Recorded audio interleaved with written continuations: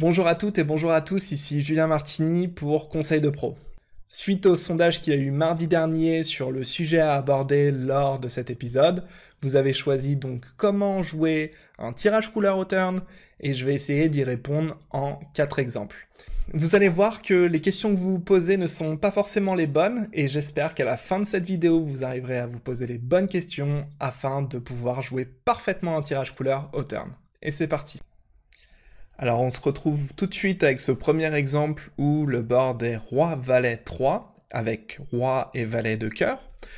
Configuration de Pio Solver complètement standard, je mets deux sizing, un petit, un gros, juste pour voir les tendances. Évidemment, si vous avez un PC plus puissant et que vous voulez faire quelque chose d'extrêmement poussé, vous pouvez mettre une multitude de sizing. Avec le temps, je me suis rendu compte que c'était pas forcément nécessaire. Le pot 65, on part du principe que les blinds sont 5-10, que nous avons relancé depuis middle position donc à 2,5 blinds, et que seule la big blind est payée. Donc nous avons les 2,5 blinds de big blind, nos 2,5 blinds, la small blind et une big blind dentée. Soit un pot de 65, il nous reste 485 derrière. Une petite précision, et c'est important de le noter, je n'ai pas indiqué de sizing de don't bet lors de la stratégie de big blind pour une raison simple, je considère que le field, et notamment le field du .fr, n'est pas suffisamment familier avec ce genre de pratique, et donc par conséquent, puisque vous n'allez jamais faire face à ce genre de choses, je ne l'ai pas mis dans la simulation. Et on se retrouve tout de suite avec les deux ranges. Donc on se retrouve avec la range de middle position. Voici ma range de middle position qui va open 2,5 blinds lorsque j'ai 50 big blinds de stack effectif. On peut voir que on va relancer tous les as suités, et ça va être très important dans le cadre de cette vidéo, bien comprendre que nos mains à tirage couleur sont souvent des mains du type A6, même si ça ne va pas changer grand chose, vous allez comprendre plus tard pourquoi je vous dis ça. Roi 8 suité, dame 9 suité, valet 9 suité, 10 et 8 suité. J'ai mis des petites poussières de 7 et 6 suité, 6 et 5 suité, 5 et 4 suité. Dans la réalité, si vous openez, je sais pas, si vous décidez d'opener seulement 6 et 5 suité, c'est très bon aussi. De faire l'effort d'open 20% du temps, chacun des combos, c'est vraiment pas mal, puisqu'on va avoir ce qu'on appelle une meilleure board couverture, un board coverage, et ça va nous permettre du coup d'être un peu plus puissant sur certains types de boards. Donc typiquement, si nous n'avons jamais 5 et 4 suités, et que le board vient 6, 3, 2, nous avons 0 quinte, et ça c'est pas terrible, en tout cas plutôt difficile. Chose extrêmement importante, nous n'avons seulement que 50% de dame valet offsuit et 0% de dame 10 offsuit. On va voir que sur une texture de roi valet 3, le fait de ne pas avoir dame 10, ça a vraiment toute son importance. Nous n'allons pas open roi 10 offsuit et nous n'allons pas non plus open as 9 offsuit. Chose importante à noter, c'est que les mains suitées ont beaucoup plus de valeur que les mains offsuit. Par conséquent, il vaut largement mieux open une main comme roi 5 suité par exemple, qu'open une main comme dame et 9 offsuit, alors que roi 5 suité est 3 carreaux plus loin que roi 8, et dame 9 est un seul carreau plus loin que dame valet par exemple. Très important. On passe tout de suite maintenant à la range de big blind. Alors voici ma range de big blind, 50 big blind deep, lorsque middle position open à 2,5 big blind, on peut voir qu'il y a énormément de mains qui call, et c'est logique. La raison est, il n'y a pas de rec post-flop, et ça c'est important. Également, il y a une hantée, il y a l'argent mort de la small blind, et donc par conséquent, nous allons jouer énormément de mains. Ce mécanisme-là va créer va déclencher quelque chose d'autre, c'est qu'on va extrêmement peu 3-bet. Typiquement, une main comme As-Dame suité, c'est une main qu'on va 3-bet que à 25% du temps, on voit que ça c'est notre range de call, et que du coup notre range de call c'est 75%, par conséquent, on va 3-bet 25%. On voit que les mains qui vont tout le temps se faire, avec lesquelles on va tout le temps 3-bet sont 2 As, As-Roi, Dame-Dame, Valet-Valet, 10-10, 50% de 9-9. Comment lire cette nomenclature, ce tableau? Simplement, lorsque c'est 1, c'est pure call, lorsque c'est moins, c'est le reste on va raise. Évidemment, lorsque c'est dans le haut de la range. Lorsque c'est dans le bas et qu'il y a écrit 0, c'est tout simplement des mains qu'on fold. Typiquement, roi 6 offsuit, c'est une main qu'on va coller 75%, folder 25%. Une main comme As-8 suité, c'est une main qu'on va relancer 25%, coller 75%. 7 et 2 suité est un pure fold. Tout ça étant dit, on se retrouve tout de suite pour le flop. Alors le flop, pas de range de don't bet, donc pure check à la place de big blind, et sur une texture comme ça, on se rend compte que le joueur en middle position, au vu des ranges pré-flop, et n'hésitez pas à revenir en arrière pour regarder les ranges pré-flop, va avoir un avantage de range. La raison est simple, ses mains sont beaucoup plus condensées autour des rois, autour des valets, autour des as également, alors que le joueur en big blind va avoir énormément de mains suitées qui n'ont absolument rien à voir avec cette texture. Typiquement, une main comme 9 et 5 de pique est une main que big blind va défendre et sur laquelle big blind n'a absolument aucune équité. 50 big blind deep, nous voulons tout de suite capitaliser sur cet avantage.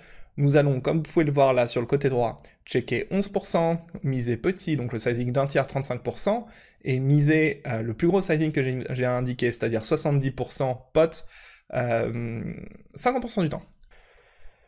Dans l'exemple de cette vidéo et pour 50 big blind, nous allons utiliser le gros sizing à la place de middle position, donc middle position mise 70% pot, et voici la défense de big blind. Nous n'allons pas énormément nous attarder dessus, mais c'est extrêmement important pour la suite. Donc cette fois-ci, l'action est à big blind, il fait face à une mise de 70%. Comment réagit-il? Facile. Il va continuer à coller toutes ses paires.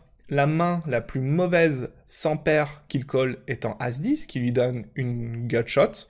As-10 avec un cœur, comme vous pouvez le voir en bas à droite, ou sans cœur, n'affecte pas vraiment la décision. On va continuer avec l'ensemble de ses mains. Une dame est un out pur. Un As nous fait gagner très souvent, et en plus de ça, nous avons nous-mêmes des bloqueurs sur les mains fortes de notre adversaire du type 2 As, As-Roi, par exemple. On peut voir que la big blind va strictement défendre ses 3 et va jouer de manière plutôt passive ses 3 plus tirage couleur. Je répète, les mains avec lesquelles big blind va continuer sont des valets, des rois ou des tirages couleur. Par ailleurs, on peut voir que big blind n'a ni paire de valets ni paire de rois. Ici sont vides, liés évidemment au range préflop, c'est des mains qu'on va systématiquement 3-bet. Par conséquent, ses meilleures mains sont top pair, top kicker, du type roi-dame, 2 paires, roi-valet, roi-3, valet-3, et brelan. Ce qu'on peut voir, c'est que dans la range de raise, donc si on clique seulement sur raise, big blind va simplement tout le temps et systématiquement relancer ces mains-là.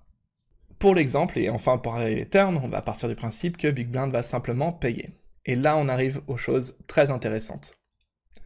J'ai indiqué un 2 de pique, mais vous allez voir qu'on va changer la carte, et ça va pas changer grand-chose. Le plus important, c'est vraiment comprendre comment ça fonctionne.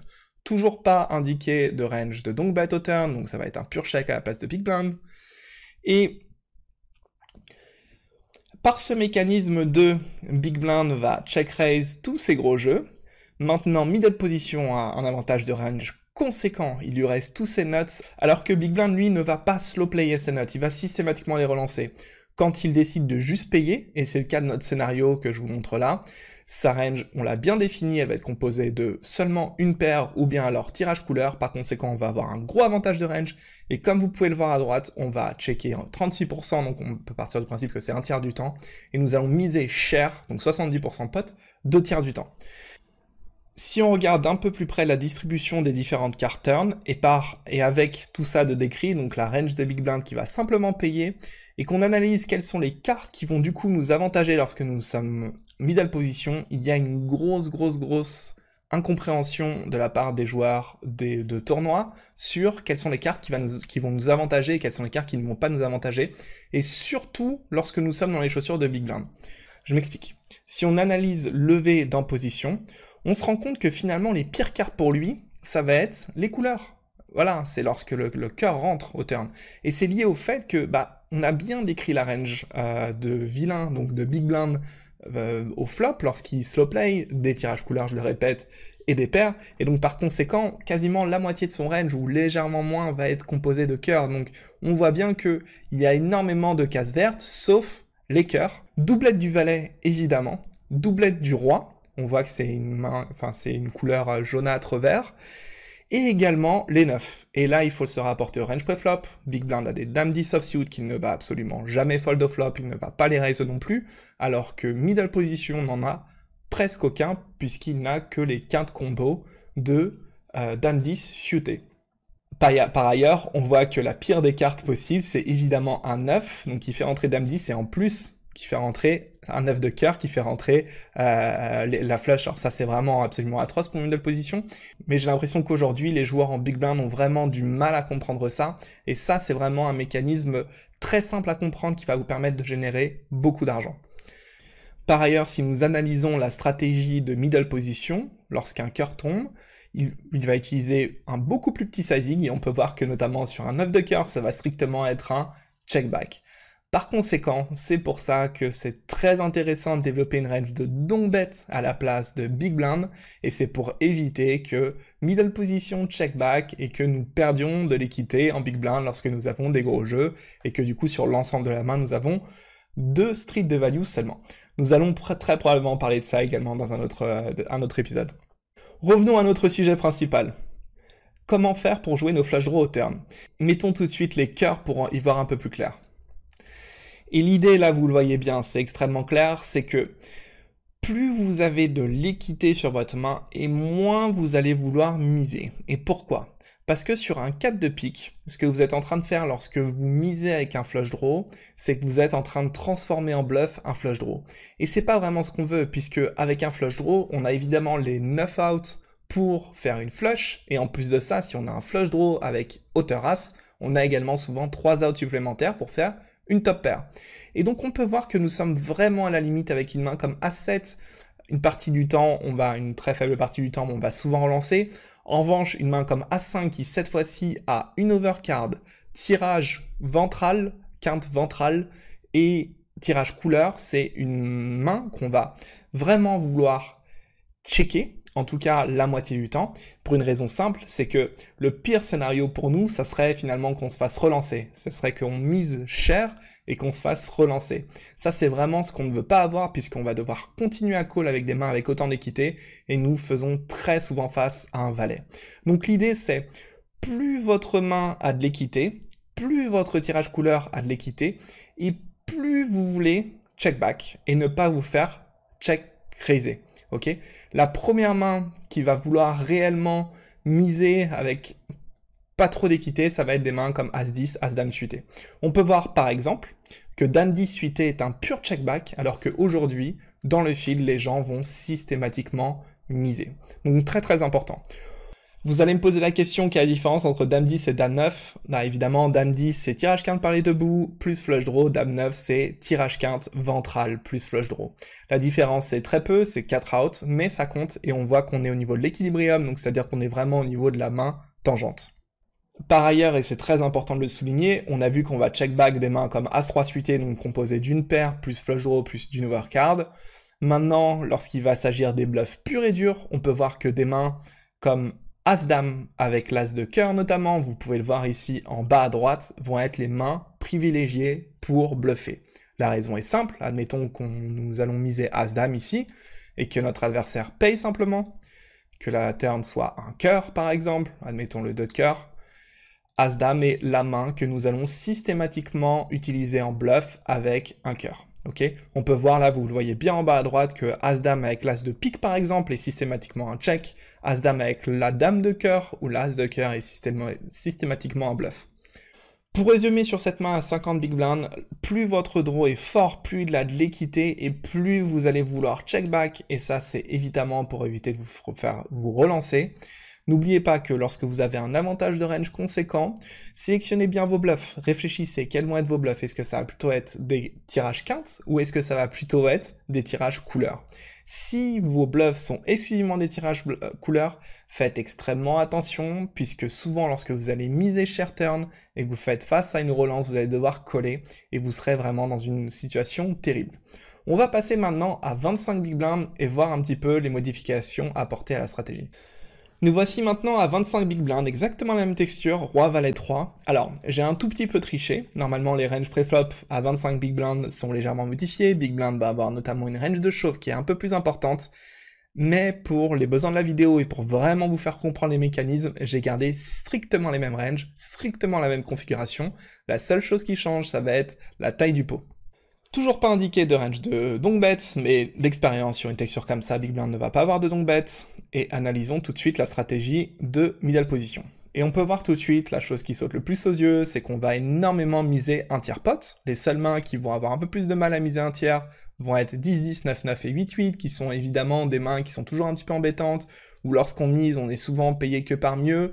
Les seules mains contre lesquelles on va vraiment valoriser, ça va être des mains telles qu'un 3, ou alors une middle pair, telles que 4-4, 5-5, 6-6, etc.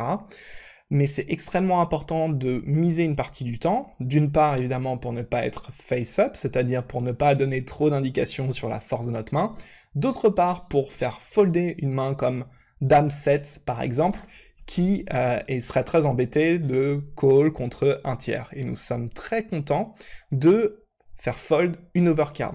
Alors petit tips, on n'en a pas parlé dans la première simulation, mais peut-être que c'est déjà acquis pour tout le monde.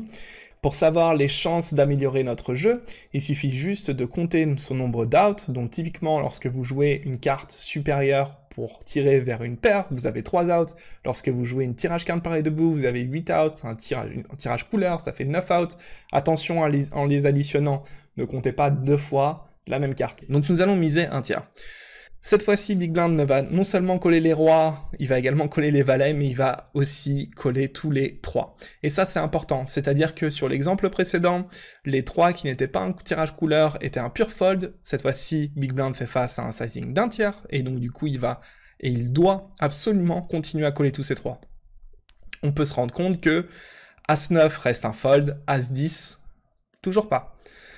La proportion de mains relancées par rapport aux mains collées est beaucoup plus grande, puisqu'il y a quasiment une main sur 3 qui va être relancée pour 50% de fold. Donc on va continuer avec 50% de notre range, et sur les 50%, nous allons coller 30%, 32%, et grosso modo relancer une quinzaine de pourcents.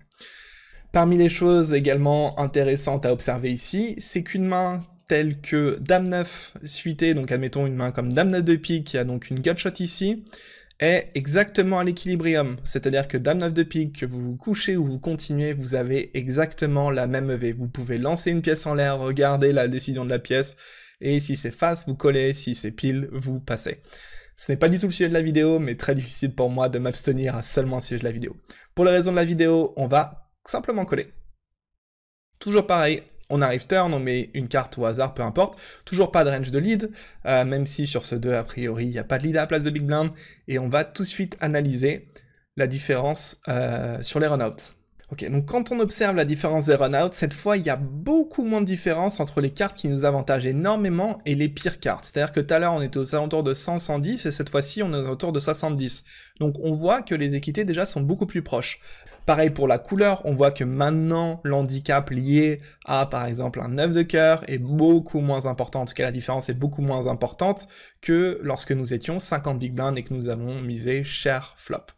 Dernier point très important, et également pour ces mêmes raisons, doublette du 3 cette fois-ci est mauvaise pour middle position, et la raison est simple, c'est que bien que middle position ait encore 2 As ou As-Roi qui sont des mains avec des équités extrêmement loquées contre Big Blind, admettons que notre adversaire est maintenant Valet 10, il soit Drawing Dead sur la doublette du 3, notre adversaire, donc Big Blind, a des 3. Et donc par conséquent, le 3 n'est pas forcément une aussi bonne carte que sur l'exemple précédent.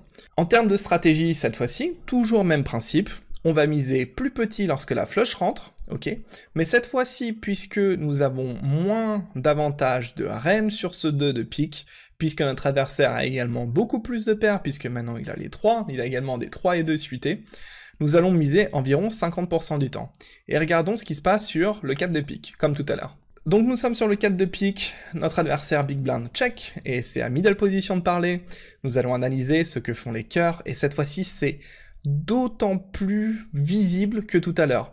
Nous allons seulement miser nos meilleurs flush draws, nous allons absolument systématiquement check back nos petits flush draws, et la raison est simple, c'est que se faire check raiser avec, si on a 7 et 8 de cœur en main, c'est une catastrophe absolue. C'est vraiment quelque chose que je vois énormément sur le field et les fields de .fr et surtout sur les plus petits stakes et même jusqu'au moyen stake, c'est les gens vont plutôt avoir un raisonnement différent. Ils vont se dire, je vais checker back une main comme As-8 de cœur, et la raison c'est que de temps en temps je vais gagner avec hauteur As à la showdown value, et ils vont miser avec 7 et 8 de cœur en se disant, mince, hauteur 8 n'a aucune chance de gagner, donc du coup il faut absolument que je prenne le coup le plus tôt possible. La réalité c'est que avec 7 et 8 de cœur vous avez de l'équité. Si jamais vous misez que votre adversaire vous relance, c'est une catastrophe. Je le dis et je le redis. Par conséquent, on va vouloir réaliser notre équité et seulement check back.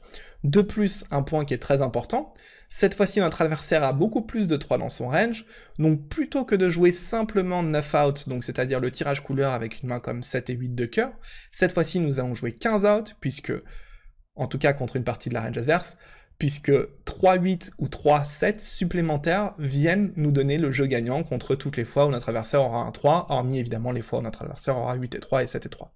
Donc ce qu'on peut observer, c'est sur une texture qui avantage quand même middle position, les mécanismes restent les mêmes que vous ayez 50 big blind ou que vous ayez 25 big blind. Nous voulons miser avec les meilleurs draws et nous voulons check back avec les mains qui ont le plus d'équité. Nous ne voulons pas commencer à transformer en bluff ces mains-là, sinon nous bluffons trop. Ok, donc nous sommes repartis sur le troisième exemple. Nous sommes 50 big blind deep, exactement la même configuration des sizing, les mêmes range préflop, et cette fois-ci nous allons être sur une texture 7-6-2 avec 6 et 2 de cœur. Alors déjà, en regardant rapidement la range de big blind, on peut se rendre compte que big blind cette fois-ci ne va pas avoir un désavantage si conséquent. Je n'ai toujours pas mis de range de donk bet, mais ça serait intéressant à commencer à parler de donk bet sur une texture comme ça. Alors, on va checker. Premier point, c'est que bon, on est au flop, on va pas s'attarder là-dessus, mais on va construire notre range à la place de middle position autour des mains du type 8, 8, 9, 9, 10, 10, valet, valet, qui ont besoin d'énormément de protection, et donc par conséquent, on va plutôt favoriser un gros sizing à la place de middle position par rapport à un petit sizing. L'idée étant, si on peut mettre 50 big blind au milieu avec paire de 9 dès le flop, on le fait. On mise, du coup, le plus gros sizing, comme tout à l'heure. Quasiment la même façon de penser, la même façon de réfléchir, nous allons continuer avec l'ensemble de nos paires. Les seules mains qui ne sont pas pairées, qui vont vouloir continuer, c'est celles qui sont composées d'un as de cœur et qui ont une backdoor quinte, et on peut voir que même une main comme as-4, on est vraiment à l'équilibrium, c'est-à-dire que vous foldiez ou que vous continuez ou que vous relancez, ça a quasiment la même value. Les autres différences aussi, c'est que la range de raise, même contre ce sizing, va être bien plus grande, et la raison est la suivante. Nous allons devoir relancer avec une partie de nos sets, des mains telles que 9 et 7 suités par exemple, ou alors nos deux paires, évidemment. Breland 2 est évidemment un auto-raise, et la raison est simple, c'est que nous voulons mettre de l'argent dans le pot avec une main qui n'a pas de bloqueur sur les mains avec lesquelles middle position va continuer. Donc c'est-à-dire les 7, les 6, même si hormis As-6 et 6 et 5 à 20%, 7 et 6, 20% du temps, il n'y en a pas énormément. Donc toutes les overpairs et évidemment tous les flush draws. Donc on va vouloir check raise 2-2. En revanche, on va vouloir, et dans vraiment un principe de protéger au maximum son range, seulement relancer 7-7 50% du temps et quasiment pas relancer paire de 6 également. Point hyper intéressant et essentiel, et vraiment si vous comprenez ça, juste ça sur cette vidéo, vous avez déjà gagné, c'est les mains, les tirages à couleur avec lesquels on va vouloir relancer la place de big blind. On peut voir que 8 et 3 à 10 et 3 n'est absolument jamais une relance en big blind, alors que Roi 3, As 3 l'est beaucoup plus souvent, ou As 4 par exemple, ou As 5. On va largement préférer avoir un As en main, un Roi en main, qu'une Dame, un Valet ou un 10. Et la raison est la suivante, si on relance avec une main comme 10 et 5, et du coup on utilise le raise, de temps en temps, middle position va rip-hop avec des mains du type As7, As5, donc des As6 de cœur, et là on est vraiment dans un des pires scénarios. Également il a des Roi 8, Roi 9 de cœur, et ces mains-là nous crush, nous sommes dans absolument le pire scénario possible. Donc évidemment, lorsque vous êtes en big blind, ne vous amusez pas à relancer si vous n'avez vous-même pas de bloqueur sur un As ou un Roi, qui vont être vraiment les mains à tirage avec lequel middle position va vouloir relancer à tapis.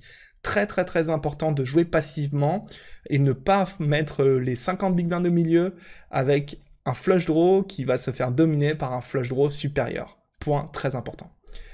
Pour les besoins de cette vidéo, nous allons coller simplement.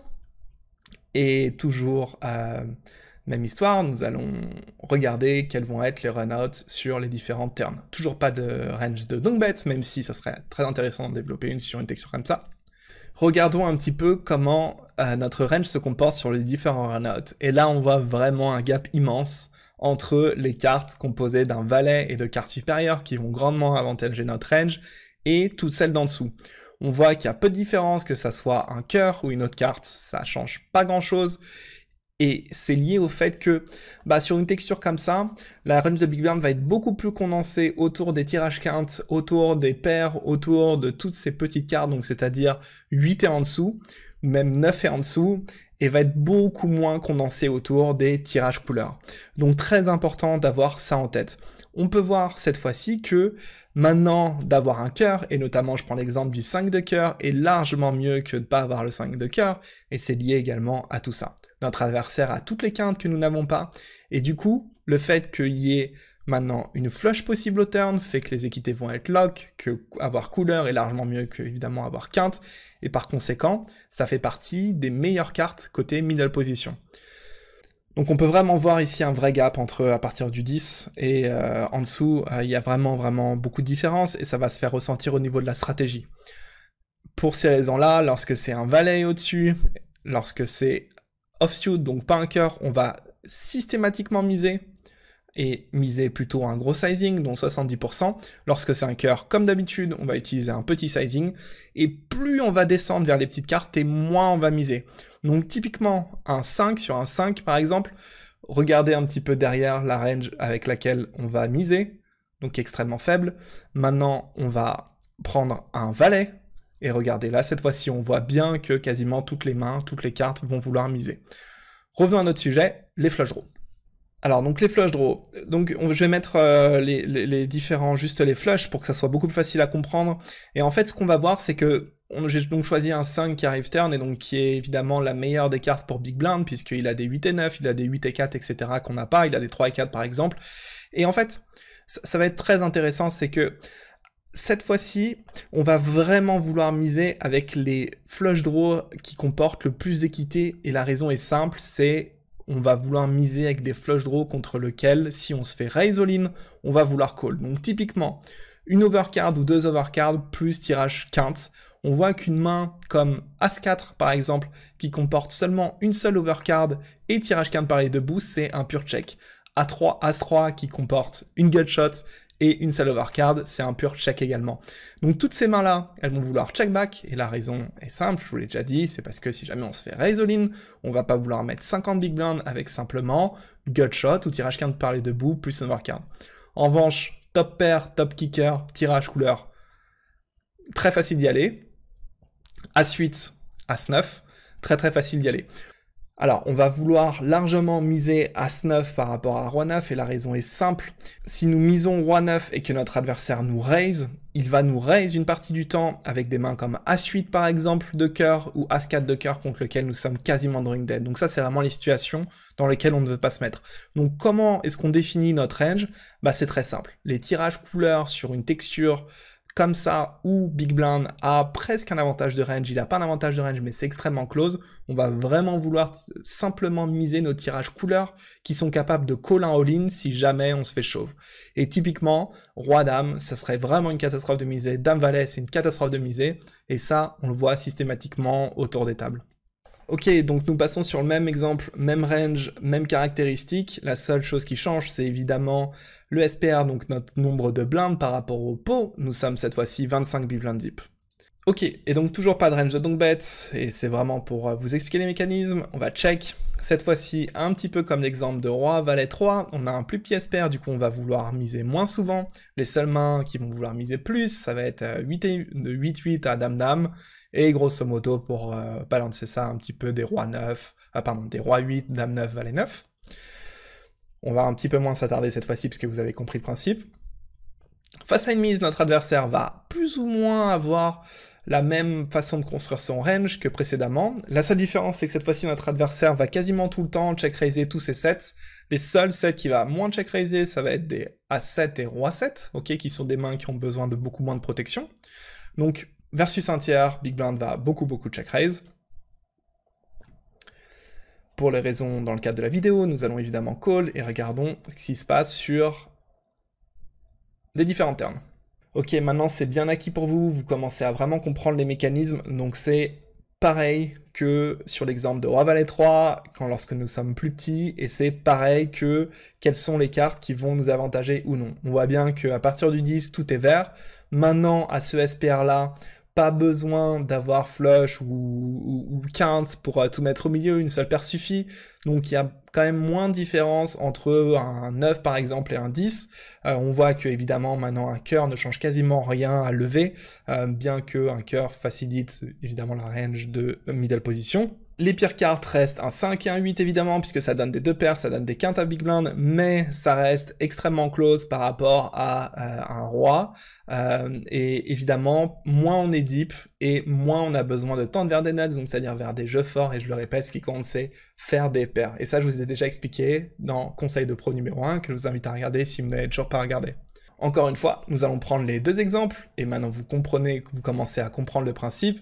Sur un 5 de pique, nous allons tout le temps miser les mains qui sont capables de call un all-in avec, et nous allons checker back les mains qui vont tout simplement ne pas assumer un check raise. Donc exactement le même principe que la main précédente, c'est-à-dire miser seulement les flush draw avec lequel vous êtes prêt à partir à tapis avec. Si vous n'êtes pas prêt à le faire, la réponse est simple, ça veut dire que c'est un check. Sur un valet de pique, cette fois, on va beaucoup plus miser nos flush draws, et c'est lié au fait que le valet favorise largement notre range, on va vouloir miser une grande partie de nos valets, et c'est vraiment des mains avec lesquelles nous sommes prêts à partir à tapis. Pour cette raison, puisque nous avons beaucoup plus de mains qui sont prêts à bet call, nous allons miser l'ensemble de nos flush draws. Les seules exceptions faites sont vraiment 10 et 9, 10 et 8, à 5 et Dame Valet, qui sont, alors Dame Valet qui est là pour protéger notre range, à 5 c'est juste que ça va suffisamment gagner au showdown et qu'on n'a pas envie de bet, call une main comme ça, on va tout le temps s'isoler contre la meilleure partie de la range adverse, et des mains comme 10 et 8, 10 et 9, en fait c'est juste des mains qui ont trop d'équité et qui sont contents de check back, réaliser l'équité. Et dans le cas d'une brick river, ça va être également des mains qu'on va servir pour bluffer. Si vous bluffez toutes vos mains au turn et que vous n'avez plus aucun bluff river, évidemment, vous êtes déséquilibré river. En conclusion, ce n'est pas si difficile de jouer un flush draw turn. Les questions que vous devez vous poser sont: ai-je un avantage de range? Est-ce une carte qui favorise la range de Big Blind ou bien ma range? Suis-je prêt à payer si je me fais relancer?